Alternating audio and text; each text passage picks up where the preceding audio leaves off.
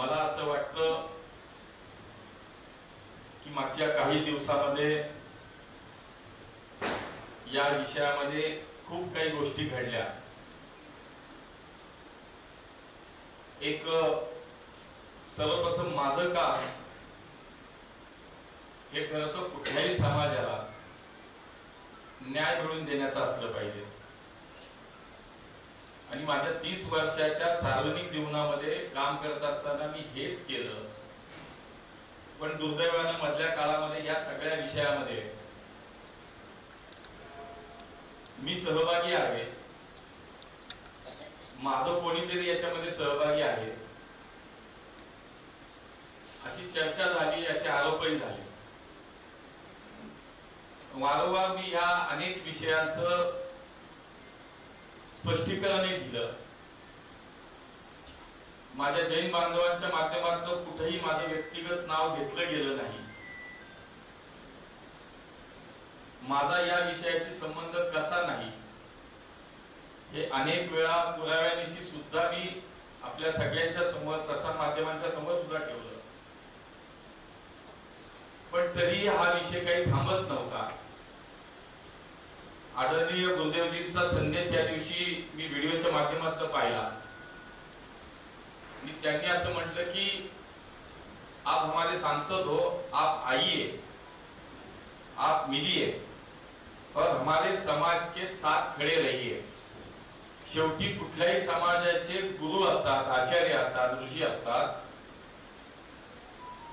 हे सर्वांना वंदनीय असतात, हे पूजनीय असतात आणि म्हणून मी आता बाहेर कुठं बोलण्यापेक्षा आपल्याशीच बोलावं हे मला पटलं।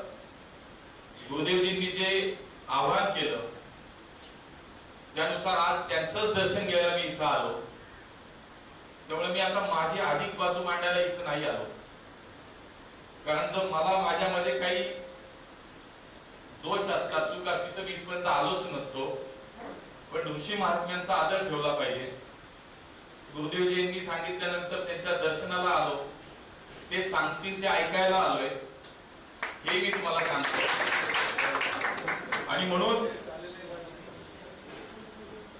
या सगळ्या विषयामध्ये याचं वेगळं राजकारण झालं।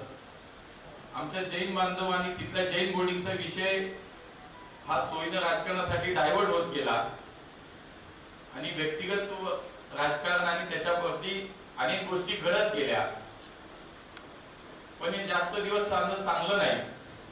आणि म्हणून मी या ठिकाणी आज एवढंच आश्वस्त करतो, आपल्याला विनम्र अभिवादन करतो, आपल्या समोर एवढंच सांगतो की या शहराचा लोकप्रतिनिधी म्हणून, या शहराचा खासदार म्हणून जे काही जैन बांधवांच्या सोबत न्याय होणं अपेक्षित आहे, पुढच्या काही दिवसात त्याचा न्याय होण्यासाठी माझी महत्वाची भूमिका राहील आणि लवकरात लवकर हा विषय समाजाला हवा तसाच सुटला जाईल हे मी या ठिकाणी आपल्याला आश्वस्त करतो। कुठल्याही प्रकारे आपल्याला आपल्या हक्कासाठी, न्यायासाठी भांडावं लागणार नाही, आपल्याला कुठल्याही प्रकारचं त्रास होणार नाही हे या ठिकाणी मी खात्रीलायक आपल्याला सांगतो। आणि म्हणून शेवटी ही भूमिका कोणीतरी घ्यावी लागते। हा उशीर यासाठी झाला की त्याच्यामध्ये माझंच नाव घेतलं गेल्यामुळे कदाचित त्याला उशीर झाला की मी कधी भूमिका घ्यावी, पण सातत्याने आपल्या सगळ्या लोकांशी मी संपर्कात होतो। आपले योगेशजी असतील, लक्ष्मीकांतजी असतील, अक्षय असेल, या सगळ्यांशी सुद्धा सातत्याने संपर्कात होतो आणि म्हणून हा विषय अधिक न वाढता गुरुदेव आपण जे सांगा त्या पद्धतीनेच हा विषय संपेल। तो पुढच्या काही दिवसाच्या आत, म्हणजे आपल्याला जे आपण घोषित केले, पुढचं आपण जो अन्नत्याग करण्याचा जो निर्णय घेतलाय, मी आपल्याला या ठिकाणी सांगतो ती वेळ येणार नाही, त्याच्या आतमध्येच हा सगळा विषय संपेल, आपल्याला हवा तसा संपेल एवढंच या निमित्तानं आपल्याला मी आश्वस्त करतो। आणि आपण मला ज्या पद्धतीने प्रेमाची, आपुलकीची एक जी साथ घातली आहे, जे आव्हान केले, शेवटी प्रेमाला प्रेमानेच साथ दिली जाते आणि त्यामुळे आपण आव्हान केले, आपण आशीर्वाद द्याल त्याच पद्धतीने, आपण सूचना द्याल त्याच पद्धतीने हा विषय कसा संपेल यासाठी या शहराचा लोकप्रतिनिधी म्हणून आपल्या सगळ्यांचा खासदार म्हणून तुम्ही मला निवडून दिलंय आणि त्यामुळे माझं कर्तव्य जनतेप्रती पहिलं आहे. त्यामुळे हा समज गैरसमज 2 मिनिटं बाजूला ठेवू, त्याला खूप दिवस पुढे जाऊन सुद्धा आपण त्याच्यावरती काम करू, चर्चा करू, स्पष्ट अस्पष्ट काय असेल त्याच्यावर खूप आधी पुढे जाऊन पण काम करू. पण आज तातडीनं हा विषय लवकरात लवकर संपवण्यासाठीची जी भूमिका लागेल ती भूमिका या ठिकाणी घेतली जाईल, त्यासाठीच मी आलो हे या ठिकाणी नम्रपणे सांगतो. खूप खूप आपल्याला धन्यवाद, आपल्याला नमस्कार. हाँ बैठिए. सांसद जी यहाँ पर आए हैं, मुरलीधर जी महोर. मैंने जिस समय यहाँ पर आया तो मैं आते के साथ में कि मैं साधु हूँ, किसी के पास जा नहीं सकता, पर मीडिया का ज़माना है तो हमारे बच्चों ने वीडियो बनाया और मैंने सांसद जी के नाम से एक आह्वान मैंने किया कि आप जनता के जनप्रतिनिधि राजा हैं और यहाँ की जनता ने आपको भरपूर प्यार दिया है, अच्छे मतों से चुन करके आपको भेजा है और आप पहली बार में केंद्र में आप पहुँचे हैं. तो उस जनता के प्यार को आप ध्यान में रखिए और जैन समाज के साथ जो अन्याय हो रहा है उसके खिलाफ आप आइए, हमारे साथ आइए. आज वो आए हैं, आने में उनको आने में देर हुई है, लेकिन मैं आपसे कहना चाहूँगा आप हमारी पीड़ा को समझिए कि यदि कोई हमारे भगवान राम के मंदिर का ट्रस्टी बन करके और मालिक समझ करके यदि वो बेच देवे तो कि हमें पीड़ा नहीं होगी, हमें दुख नहीं होगा.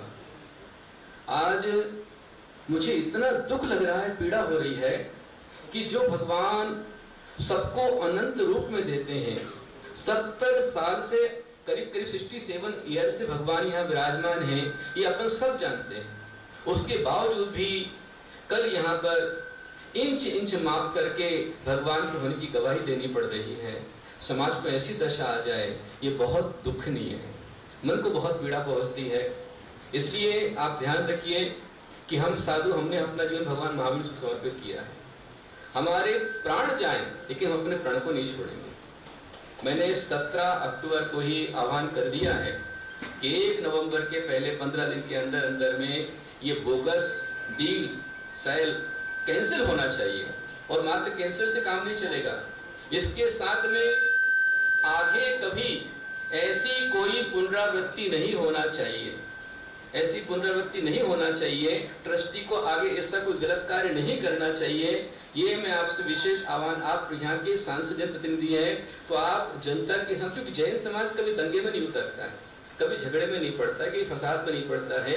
और मैंने स्पष्ट रूप से कहा है कि हमें कोई प्रकार का दंगा नहीं करना है, हमें कोई तोड़फोड़ नहीं करनी है, लेकिन हमारी मांग है, हमारा अधिकार है. ये जो मंदिर अकेला इतना मंदिर नहीं होता है. जैसे अभी बीच में आपको कौन सा सारस का बाग है अपना, तो गणपति बाबा का मंदिर है, भगवान की मूर्ति छोटी सी है, छोटा सा हार है, लेकिन पूरा कैंपस 11.5 एकड़ का है.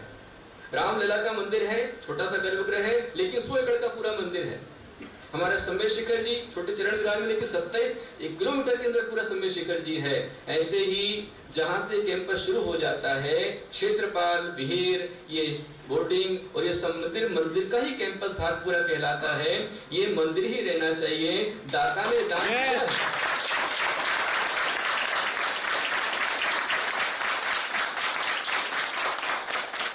दाता ने दान दिया है और दान देकर किया है, उसने लिखकर दिया है कि मेरा जो दान है ये हमेशा समाज के धार्मिक, शैक्षणिक और सामाजिक कार्यों में ही इसका उपयोग होना चाहिए. इसे किसी भी कंडीशन में इसे कमर्शियल नहीं किया जा सकता है, कोई कमर्शियल नहीं कर सकता. ट्रस्ट की डीड है और जैन अल्पसंख्यक है, तो हमारे अधिकारों की रक्षा मुझे 1 तारीख के पहले डील कैंसिल और साथ में जो कोर्ट में चल रहा है विषय सब पूरा समाप्त हो जाना चाहिए और आगे इस प्रकार की पुनरावृत्ति नहीं होना चाहिए. बल्कि मैं आपसे अपेक्षा ये करूंगा, आप जनप्रतिनिधि हैं तो आज यहाँ पर जहाँ बच्चों के लिए हॉस्टल है, ऐसी आगे जहाँ स्थान खाली है स्थान खाली और पेड़ों को नुकसान न पहुंचाते हुए उस खाली स्थान में और हमारे समाज की गरीब महिलाओं के लिए उनके रोजगार का उपक्रम किया जाए। हमारे भारत देश की जो बच्चियां आती हैं यहाँ पर उनके लिए गर्ल्स हॉस्टल की व्यवस्था बन जाए। हमारे गरीब लोग जो रहते हैं उनकी व्यवस्था यहाँ पर बन जाए, लेकिन पेड़ एक भी न काटा जाए। उसमें विशेष सहयोग आपका हमें चाहिए। और मैं कहना चाहूंगा कि इस विषय में ये हमारी लड़ाई किसी पार्टी से नहीं है, किसी पक्ष से नहीं है, किसी धर्म से नहीं है, शासन से नहीं है, प्रशासन से नहीं है। हमारी लड़ाई धर्म की लड़ाई है, अधर्म के खिलाफ हमारी लड़ाई है, अन्याय के खिलाफ हमारी लड़ाई है। तो इसमें कोई प्रकार की व्यक्तिगत टिकट टिप्पणी की प्रकार की ना करें। और मैं आज बोलूंगा कि आज हम यहाँ तक पहुंचे हैं, पर जब तक आप हमारे पास में कैंसिल नहीं कर देंगे हमको संतोष नहीं मिलेगा, चैन नहीं मिलेगा। ये डील 1 तारीख के पहले कैंसिल होनी ही चाहिए। मैं इस घड़ी में जो मीडिया है उनको विशेष रूप से उनको आशीर्वाद दूंगा कि मीडिया ने 17 तारीख से लेकर आज तक मोर्चा निकलने के बाद बहुत अच्छी भूमिका निभाई है। सारे जनप्रतिनिधि हैं, उन्होंने भी जैन समाज के साथ में अच्छी भावना भाई है, अच्छा साथ दिया है। हर पक्ष ने, हर पार्टी ने साथ दिया है। लेकिन ये राजनीति छोड़ करके कैसे धर्म को बचाएं। धर्म बचेगा तो हम बचेंगे, धर्म नहीं बचेगा तो कुछ भी नहीं बचेगा। भगवान महावीर स्वामी ने सारे संसार को अहिंसा का संदेश दिया है। और इस हॉस्टल में आप देखते हैं कि पिछले 67 सालों से हजारों बच्चे इस हॉस्टल में रह करके जीरो से हीरो बने। आप ये समझ लीजिए कि हॉस्टल की पढ़ाई और पीजी में रहने वाले बच्चों के संस्कार में जमीन आसमान का अंतर होता है। जो हॉस्टल में रहते संस्कार शिक्षित बनते हैं, धर्मात्मा बनते हैं, और पीजी में रहने वाले उनका जीवन अलग हो सकता है। इसलिए हॉस्टल ही रहेगा। यहाँ पर धार्मिक, शैक्षणिक और सामाजिक कार्य ही यहाँ पर होना चाहिए, दूसरा कोई कार्य यहाँ पर नहीं होना चाहिए। और ये मेरा प्रण है 1 नवंबर के, आपने कहा ही है 1 नवंबर के पहले ये विषय पूरा हल हो गया तो ठीक है, वरना मैंने जो प्रण किया है प्राण छोड़ूंगा पर अपने प्रण को नहीं छोड़ूंगा।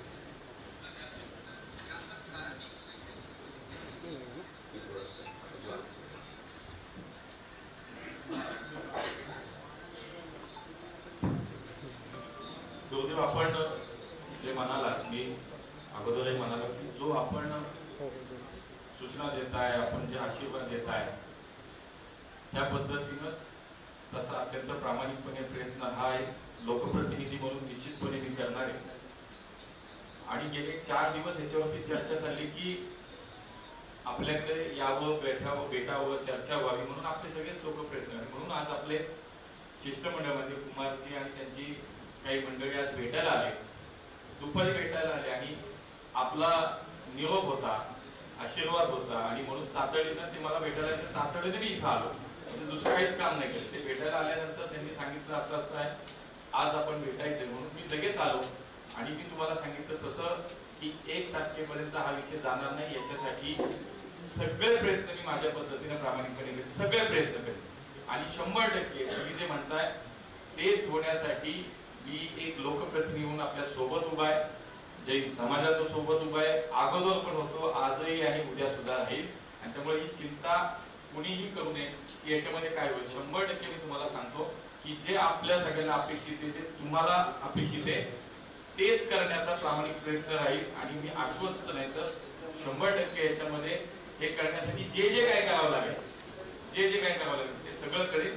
आणि हा आपला संकल्प, हा माझा संकल्प असेल, एवढंच आहे।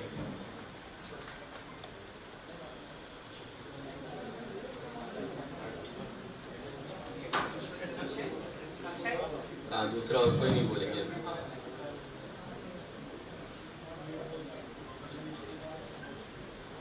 समाज की जन भावना रखते हुए यहाँ पे गुरुदेव के दर्शन के लिए आए थे और अपनी मांग हमने रखी है और आशा करते हैं कि ये सब कुछ 1 तारीख से पहले हो जाएगा।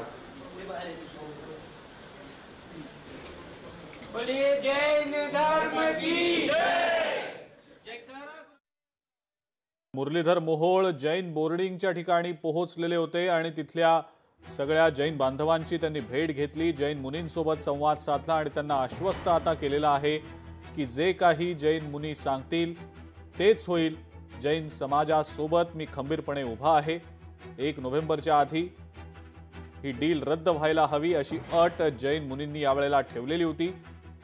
समाजासोबत उभे राहा असा संदेश यावेळेला जैन मुनींनी दिलेला होता। यावर मुरलीधर मोहोळ यांनी मी जैन समाजाच्या सोबत उभा आहे आणि यापुढे देखील कायम उभा असेन असं सांगितलेलं आहे।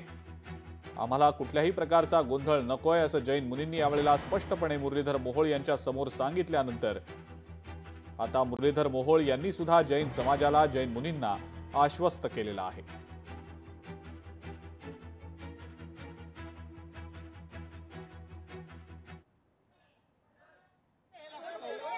आता माध्यमांची बाहेर येऊन मुरलीधर मोहोळ संवाद देखील साधणार आहेत। आपण थेट जाऊया मुरलीधर मोहोळ यांच्या प्रतिक्रियेकडे।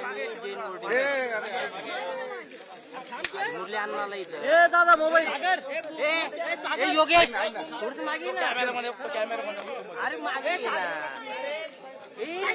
अरे तू घे थोडी झाली अरे मी आहे रे मोबाईल नाही थांब फोन करतो थांब काय म्हणते अरे थांब अरे मोबाईल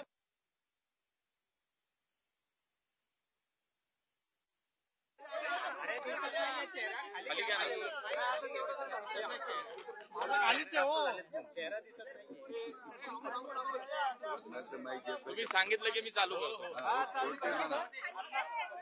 काल तुम्ही मुख्यमंत्र्यांची भेट घेतली आणि आज जैन बोर्डिंग मध्ये आलेला आहात, नेमकं काय चर्चा केलेली आहे? कुठला इफेक्ट काल माननीय देवेंद्रजींची मी जी काय भेट घेतली ती सातत्यानं तुम्ही पाहिलं असेल की दर 4-5 दिवसानंतर आठवड्यात मी त्यांना भेटत असतो। पुण्याचे विषय आहेत, राजकीय विषय आहेत, संघटनात्मक विषय आहेत, निवडणुका आलेल्या आहेत। त्यामुळं काल माननीय देवेंद्रजींच्या संदर्भात हा कुठलाही विषय काल झालेला नाही। काही आपल्यातल्या लोकांनी हे चालवलं की मी हा विषय तिथं घेऊन गेलो किंवा जे राजकारण चाललं ते अजिबात नाही। पण जैन बोर्डिंगच्या विषयात माननीय देवेंद्रजींची भूमिका स्पष्ट आहे। माननीय देवेंद्रजींचं माझं सातत्यानं त्यांच्या अनेक सूचना गेल्या काही दिवसामध्ये या विषयात येत आहेत आणि म्हणून या विषयाला एक आज मला असं वाटतं की काही निर्णय पुढच्या काळात होणं अपेक्षित असेल तर एक या शहराचा खासदार म्हणून, या शहराचा एक लोकप्रतिनिधी म्हणून माझी भूमिका महत्वाची याच्यामध्ये काय असावी याबाबत जेव्हा विषय झाला, मी माझ्या जैन धर्मीयाच्या सर्व बांधवांचं मनापासून धन्यवाद व्यक्त करतो की राजकीय दृष्ट्या आरोप प्रत्यारोप खूप झाले। काही लोकांनी या विषयाचा आधार घेऊन व्यक्तिगत पातळीवर जाऊन टीका केली, पण माझ्या जैन बांधवांनी एकही दिवस एकदाही कधी माझं नाव या विषयात घेतलं नाही।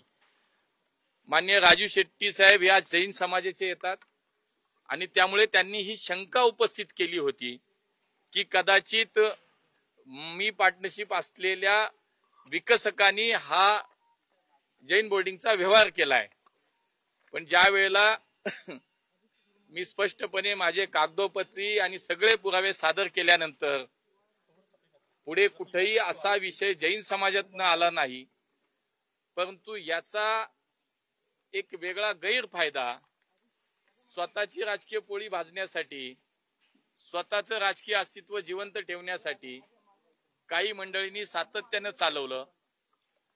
मागच्या 2 दिवसापूर्वी जैन धर्मीयांचे जे गुरुदेव आहेत, जे आज इथे या विषयासाठी स्वतःहून ते बसलेले आहेत, त्यांचं शांततेमध्ये आंदोलन चालू आहे।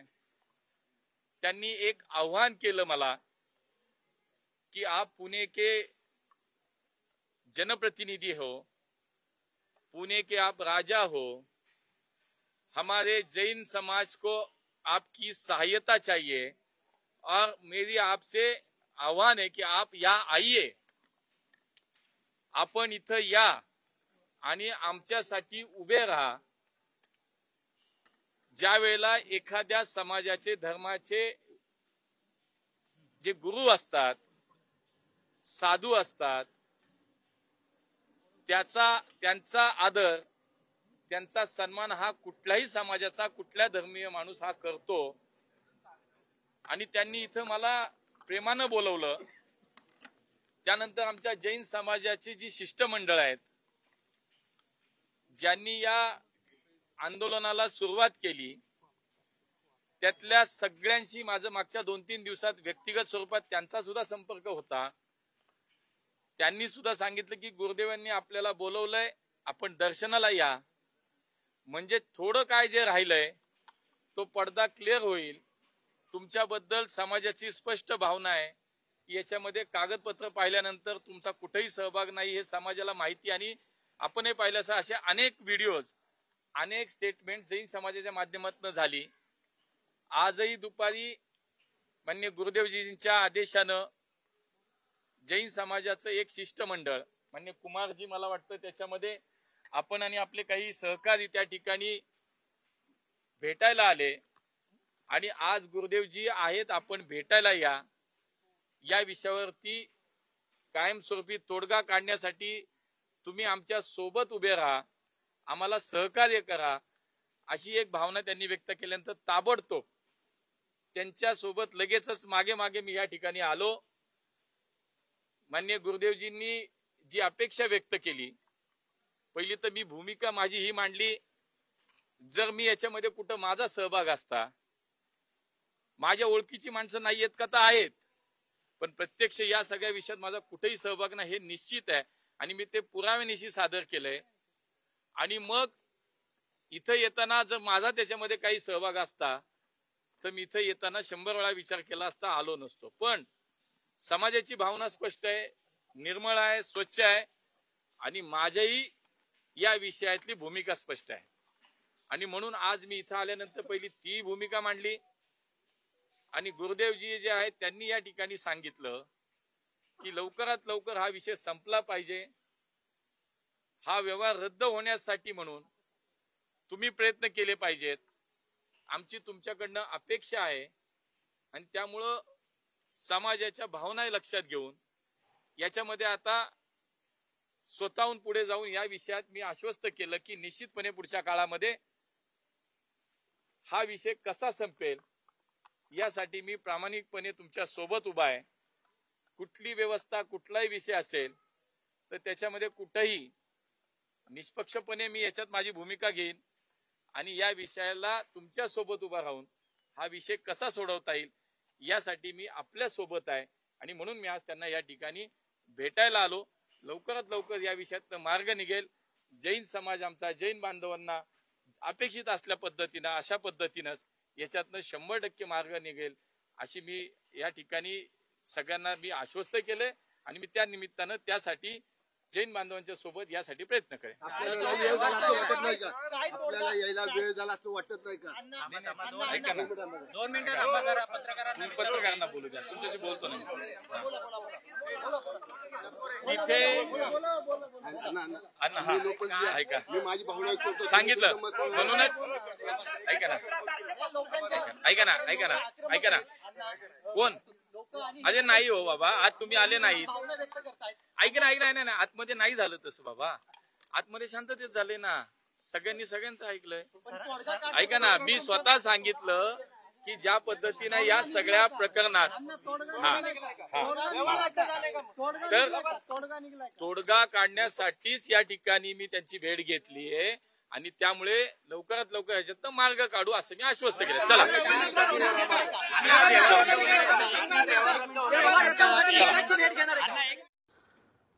तर केंद्रीय राज्यमंत्री मुरलीधर मोहोळ यांनी प्रतिक्रिया दिलेली आहे. काहींनी व्यक्तिगत पातळीवर माझ्यावर टीका केली, पण जैन बांधवांनी एकदाही माझं नाव या संदर्भात घेतलं नाही. मी सातत्यानं पुरावे दाखवत होतो की या सगळ्यामध्ये माझा बिलकुलही सहभाग नाही. राजकीय अस्तित्व टिकवण्यासाठी काही जण सातत्यानं माझ्यावर टीका करत होते, पण मी त्या टीकेला उत्तर दिलं नाही.